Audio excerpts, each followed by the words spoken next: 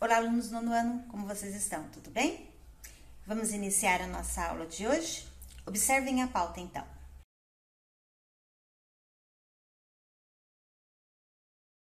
Então, alunos, como vocês observaram lá na pauta, hoje nós estaremos falando do nosso livro paradidático. Qual é o livro? A Mala de Hanna.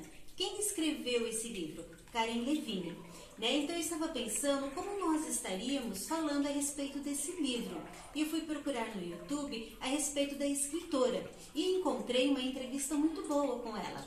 Lá nessa entrevista, ela deixa bem claro qual foi o documentário que ela procurou para se informar sobre essa história, quais as pessoas, com que ela teve contato para trazer essa história com mais verdade para nós. Porque essa história que vocês estão lendo, ela traz muita sensibilidade ao seu leitor, porque ela fala do Holocausto. Vocês sabem que o Holocausto foi uma época de muita tristeza para muitas famílias. E quando nós estamos lendo, nós paramos para pensar como o ser humano é capaz de fazer mal para outras pessoas. E ela precisava transmitir essa sensibilidade para nós. E para isso, precisava de muitas pesquisas, de muitos documentários, ter contato com as pessoas da família da Hanna, para que pudesse realmente trazer uma leitura muito, não posso dizer agradável, porque ela é muito triste, mas com muita verdade para nós. Então agora vocês vão observar, vão acompanhar essa entrevista, que é muito boa, e traz muitas informações para nós também, ok? Então vamos a essa entrevista agora.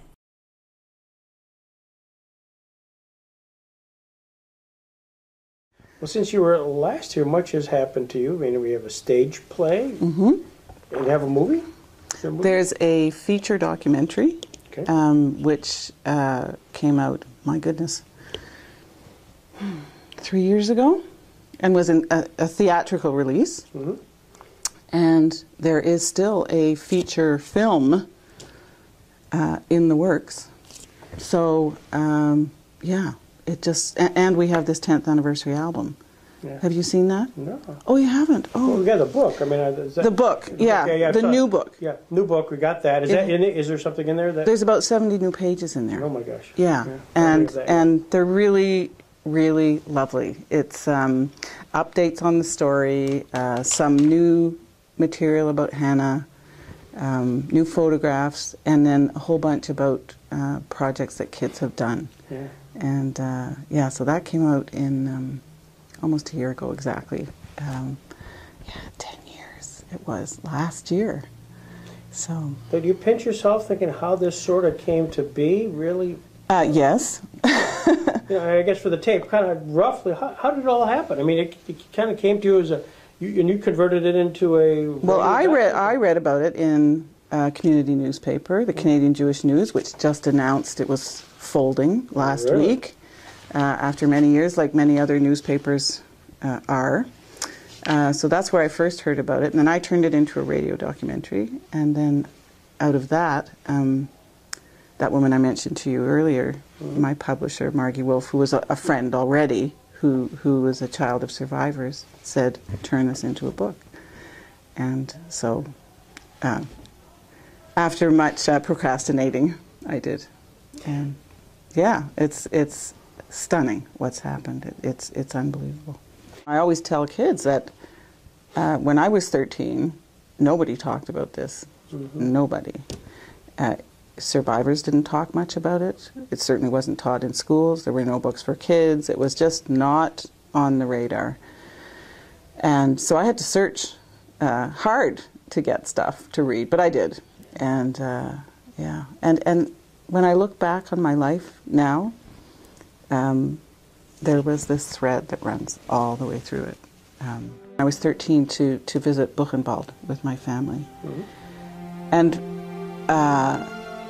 And after that became completely obsessed with that part of history. And I mean, my university degree was in history, but it wasn't in Holocaust history at all. It was more a personal interest, but it was an enduring personal interest. You know, I wrote essays about it when I was in school, and then I did some radio, and I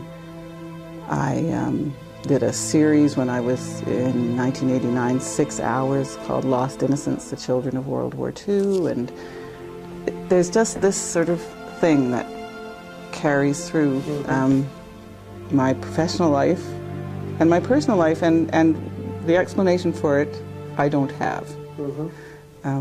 Other than that it's a tremendously compelling part of human experience. You know?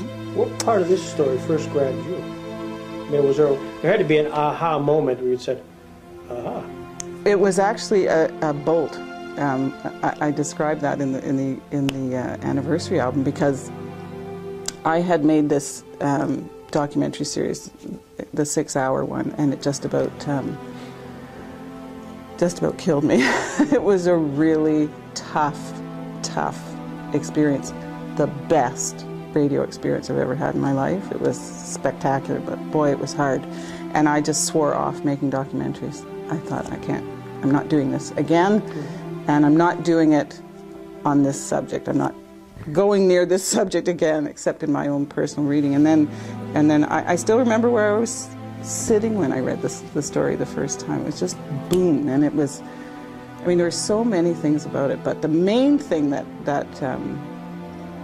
drew me was the weird combination of Japan, Canada, and Czechoslovakia, and also the search, you know, the mix of horror and hope and, you know, sadness and connection, and it is a very unusual story that way. And I mean, I think that's the main reason. There are many different reasons, I think, why the story has gone as far and wide as it has, but I think the main reason is that combination. Because, you know, I get asked often by people, you know, why did you write this story instead of somebody else's story? And will you write my story? Which is kind of heartbreaking, because every story is important, but every story can't be a book, you know? But this one had the ingredients, and I knew it. I mean, I didn't know it was a book, but I knew it was a documentary. It just, my hair stood on end, so.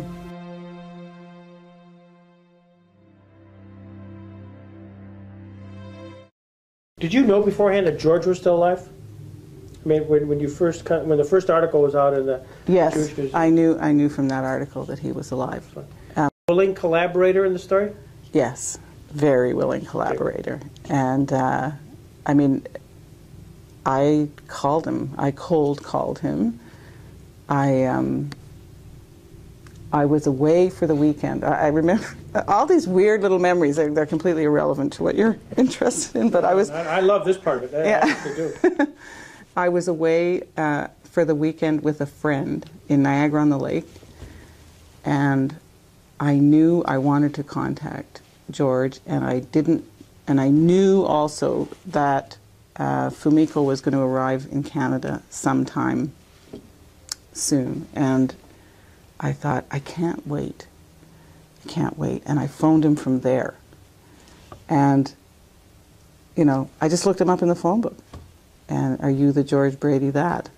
And he was very willing. And in fact, when it was over, the radio part of it, and the book idea came up, he was more than willing and very much wanted that to happen. And you know, my life has definitely changed hugely because of this, but his, you know, it's been a radical shift, because he there's meaning in his sister's life. Right. He used to joke to them that the number on his arm was a phone number. And he really didn't talk about the experience, and he kind of prided himself on being that guy who, you know, lived for the present and future, and but he had nightmares about Hanna.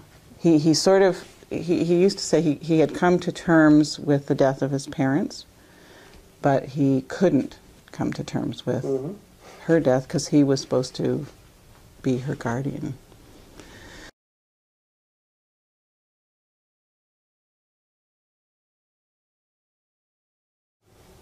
I was amazed by how the story was embraced, not by individuals, which it was, but by, you know, places like this, and school systems, and public boards, Catholic boards.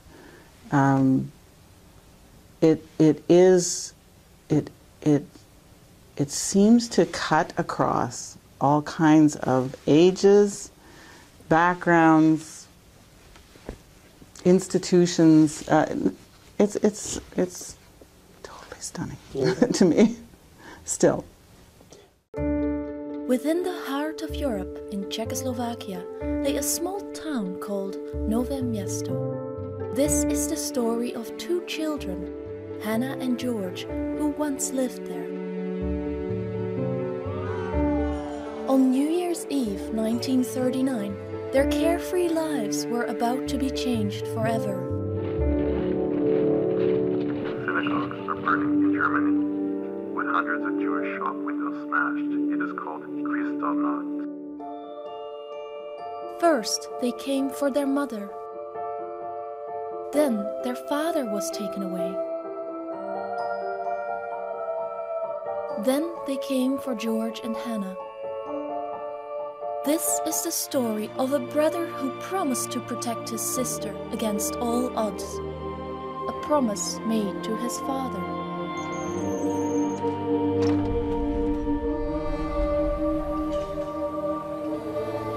A promise he wasn't able to keep. Painful memories locked away, never shared with anyone.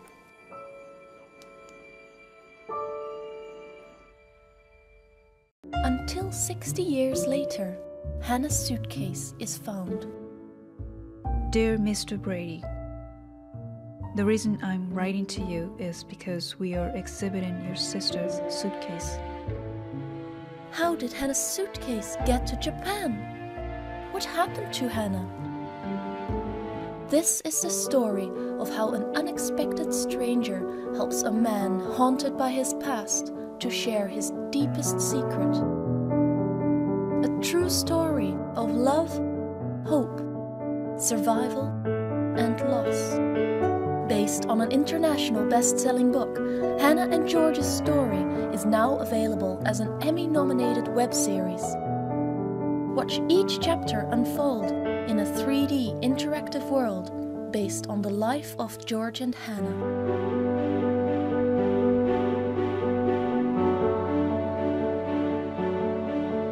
Following a trail of clues, inside Hanna's suitcase takes you on a journey across time and around the world in an unforgettable interactive story.